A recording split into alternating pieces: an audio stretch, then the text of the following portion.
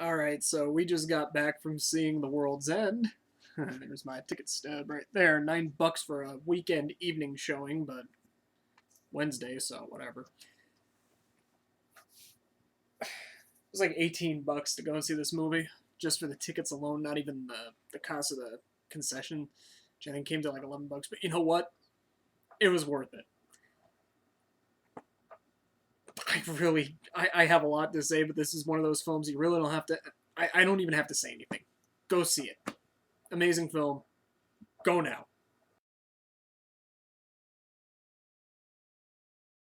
So anyhow, if you stuck around, okay. Uh, I'll talk about the movie a little bit, but trust me, probably it'll probably spoil a lot. Um, a little more than what the trailer already doesn't spoil. One thing about Hollywood that I can't stand is a lot of the trailers anymore for films give away some of the plot twists. And this is a movie that would have benefited greatly from not having that little plot twist of the robots being having taken over the town of Newton. That little plot twist would have made this a little more enjoyable, especially as just like a sudden "what the hell was that" kind of moment, especially when everything started up. The movie basically begins with the main character Gary King talking about his past, and then you come to find out he's in therapy. And he's talking about his life. There are people talking about their life. It's not really like an Alcoholics Anonymous, I guess. It's just, I guess, sort of like a support group in general for people who need help. I don't know, but it seems like he's in some kind of mental institution of some kind for help. And he decides that he wants to get his old friends together and try and conquer the pub crawl, the Golden Mile that ends at the World's End. So everybody gets back together, and he manipulates pretty much everybody into coming back to this thing. And just watching him twist and turn everything around to try and get his ways, that alone was quite comical. But the very start of the film, I will be 100% honest, I did not enjoy it that much. I appreciate getting the sense that the Gary character is basically a failure at life.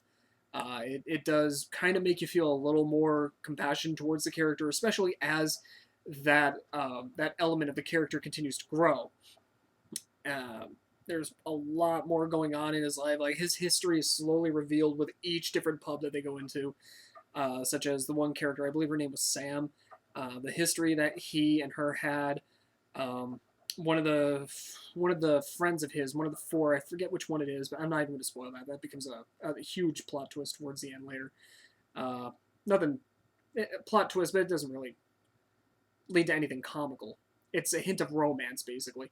Um, Basically alludes to back when they were younger, they kind of had a thing, and just kind of things would have been different, maybe kind of aspect. But basically, they just keep going through all these different pubs.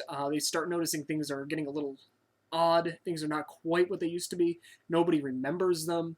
If you notice, there are some people that kind of walk in unison. They move in unison. And there's a group of kids that keep staring at them. And eventually, Gary starts getting really annoyed when one kid goes into the bathroom when he's there. And he takes it as, "You're better than me. I ruled this town when I was here. I'm the king." They get into a fight, and this leads to honestly one of the greatest action martial arts scenes I have seen in a movie theater, and I could not stop laughing. Um, this also leads to one of the main issues I had with the film. Um, the town. This is going to be a spoiler here. The town basically, the cell phone reception in the very beginning does work, but then Gary's cell phone, he gets a phone call. The other main character, Andy, he says that he spoke with one of Gary's family members, and then after the fight that occurs, there's no cell phone reception anymore, and they know at this point what's going on. Uh, just the conversations that happen afterwards of them trying to piece everything together, coming across people that that are still human, that try to tell them what's going on without getting into trouble of some kind. That just it winds up being hysterical. One of the best conversations is when they're trying to name these things. They don't want to call them robots because they keep referring to robots being slaves in a way. One of the best quotes is when they're talking about trying to name it. He just blurts out that one of the best suggestions in the past 10 minutes was Smashy Smashy Smashy Smashy Egghead. That had me cracking up laughing during the scene. It's just, there's a lot of subtle humor that if you're not paying attention, you will miss it. And just as they continue, some people seem to get a little more drunk than others. And just because of that, the conversations just keep going a little bit in a different direction than what you would expect. And that's why you got to pay attention to all the different things that are going on, because you will miss certain jokes. I probably missed a few. I know at one point I stepped out to go to the bathroom, and I more than likely missed a few more really good comedic punchlines. But I think it's like the first 40 minutes. It kept growing. It grew on me a little while, but as soon as that first fight hits, everything just goes nuts. And it just keeps growing and growing, because each pub, it seems like the robots, or whatever you want to call them, they're called blanks in the film, spoiler. Yeah, spoiler. They start to realize that these people are human and they know what's going on. And this winds up being this entire conspiracy about terrestrial aliens and everything. And I just can't go on anymore about this story. I can't ruin any more of this film. I can't spoil anything, because the more I talk about it, if I keep talking about it, I'm going to spoil everything. And just every little twist and turn that happens just leads to what is easily the greatest confrontation I've ever seen in my life. The fight scenes are fantastic in this film. Some of the scenes you see in the trailers, they're not even close to what you get in the movie. My major gripe with some of the fight scenes, though, the choreography is great, but sometimes you could easily tell that there's CG replacing the actors, and that kind of bothers me a little bit. But Nick Frost as Andy, he just starts belting out this pro wrestling style moves, and it's just hysterical to watch him do like a backstabber to one of the robots later on. I was cracking up laughing watching him just completely destroy these things, especially when he just gives up and just decides he proclaims how much he hates that town and just starts going down on everybody, just hitting them with bar stools. And oh god, I could not stop laughing at some of the fight scenes. They were so well done, and just the reaction to everybody towards the situation, such as Gary always like holding onto his beer as he's fighting. Just very well executed fight scenes in general. But none of this compares to the very end, when everybody just confronts one another. When the higher, yeah, spoiler, when they meet the network. Thank you. I knew what it was, but I was just trying to figure a way to kind of not ruin it. But you know what? Screw it. I warned of spoilers earlier. Anyhow, the network, they find the network towards the very end, and it leads to one of the greatest arguments I've ever heard in my life. At this point, everybody is drunk. It's just, the higher power in this movie, the network, is basically saying, stop watching if you don't want to know this, because this will destroy the film for you. Basically is going on about how all the networking, all the advancements in technology are because of him, and he's propping up humanity. He's prepping them to be introduced into this alien culture that exists outside of Earth. And Gary does not want anything to do with it, and he just starts mouthing off, and the two just start bickering like you would not believe. Andy eventually comes in, calls Gary a cock, but it's his cock, and he joins in. And just the argument between them, another of the group joins them later on, it's just hysterical to watch. Some of the best jokes, not best jokes, some of the best insults, Gary calls the network a lamp. He yells at him, basically telling him, shut up, you lamp. He calls it a Lego. Honestly, at that point, that was when I just lost my shit entirely. I didn't care one bit. I was restraining the laughter because I didn't want to ruin anybody else's good time. But everybody was cracking up just as bad as I was. And once he just called him flat out called him a Lego. I lost it. I could not stop laughing. I laughed so hard during that entire exchange. I'm still laughing about it. I love it. During that entire exchange, I was crying at the very. I never cry in a film like that from laughing so hard, and that was a real testament to the conclusion of this film. And again, major spoiler, just at the very end, once the argument is done, it's just, yeah, fuck it. And it takes off. It just leaves. It's tired of arguing with Gary. Gary and the others win. And it's like, fuck it. I'm done. It just takes off. It's the greatest ending I've ever seen. Okay. Before I get into the one major thing that really ruined this film for me in a way, not ruined it, but really ticked me off at the end, I gotta say, the film itself is just, it's fantastic. It really is a rocky start at first, but it does help build character development. The acting in here is very well done. Come the end of the film, I really did feel bad for these people, and some of them that actually wind up getting turned, I felt so bad for them.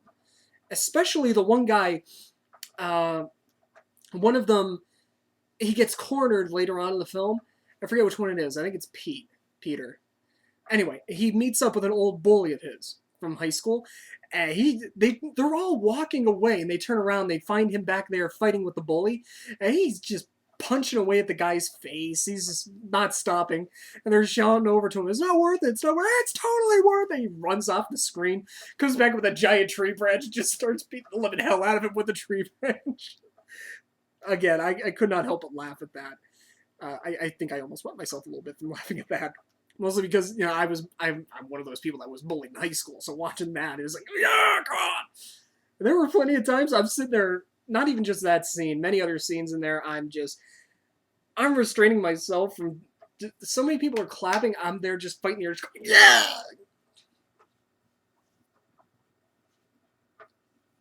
I didn't do that. Yeah, I didn't want to get kicked out. But there were many times where it pretty much called for that, and I'm looking forward to getting the DVD when it comes home, or when it comes out, so I could do that.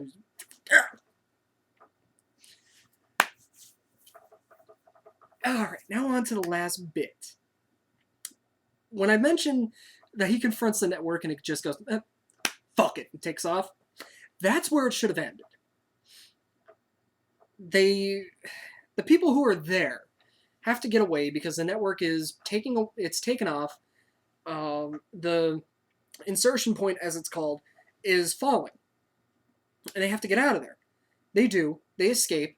Andy doesn't want to die in that town, so they make it past the line. The city line, I guess? Town line? Whatever. They make it past there.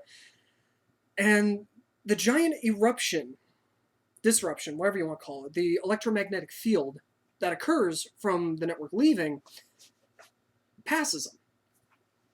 And then they're out there, they're walking around, they stop, and they look at the destroyed town. And then narration from Andy kicks in.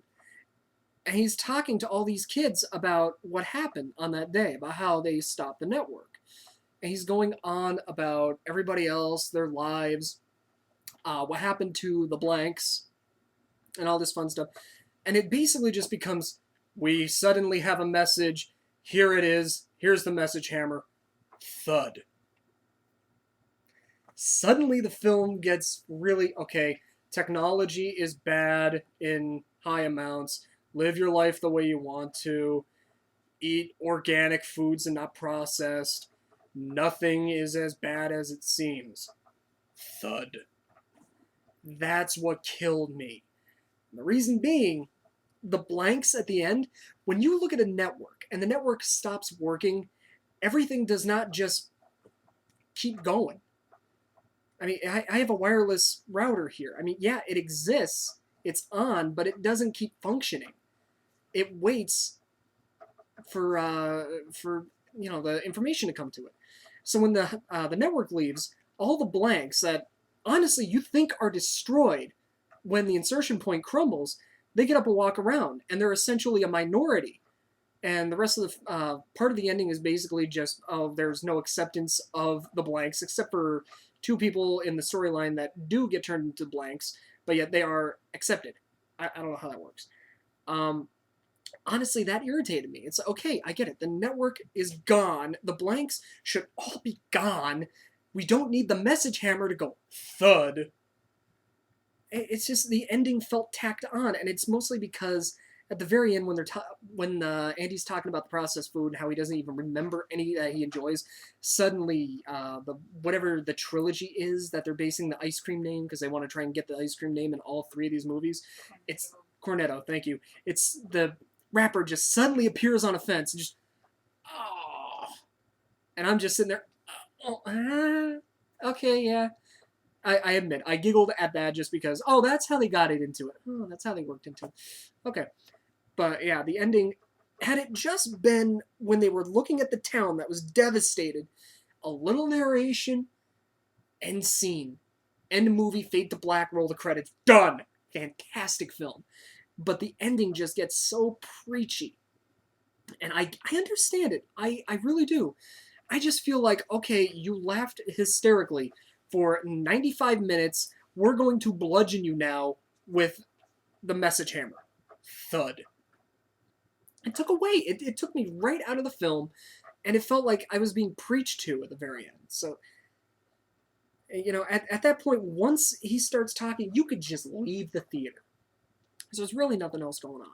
It's just, okay, you get closure to the people, but is it worth the moral message you suddenly get bludgeoned with? I don't know. I don't think so. But overall, this was a fantastic film, despite that ending.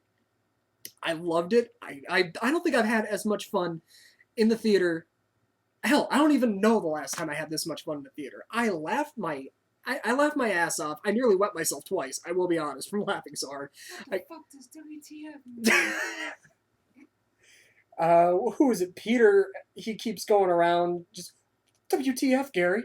WTF. And then eventually Gary just starts, what the fuck does WTF mean?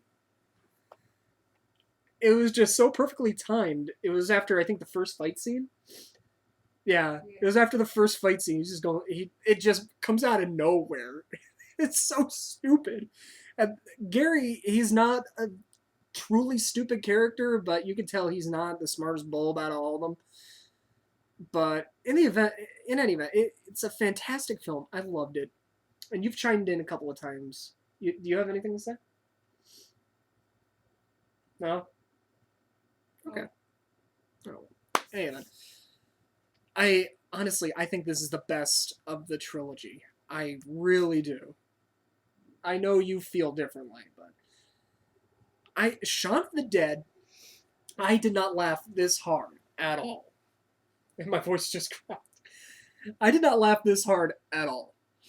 Hot Fuzz, fantastic film, on par with Shaun of the Dead, maybe a little lower. I did not laugh this hard. This film, I got into. It took a little while, but I really got into it. I loved it. I had a blast in the theater. And I'm really, really surprised. When we bought our tickets, they said there was like 31 people that bought tickets before us. There were barely any other people that came in. There was, I think I counted maybe on top of the 31, I think I saw like 8 or 9 people walk in, max. So I'm assuming there was probably 40, 42 people that showed up to this movie, and that's pathetic. This is a fantastic film, and I'm surprised, given that it's a Simon Pegg film, that there was so few people in the theater to see this. But whatever, in any event, I mean, our showing was 10 p.m. on a Thursday.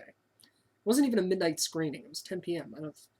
So I don't know. Maybe tomorrow it'll have a better grossing weekend where I'm at. But honestly, this is the summer film to see. I mean, it's not one of the best action films, but it blends sci-fi with comedy so well. And then some of the action, it's...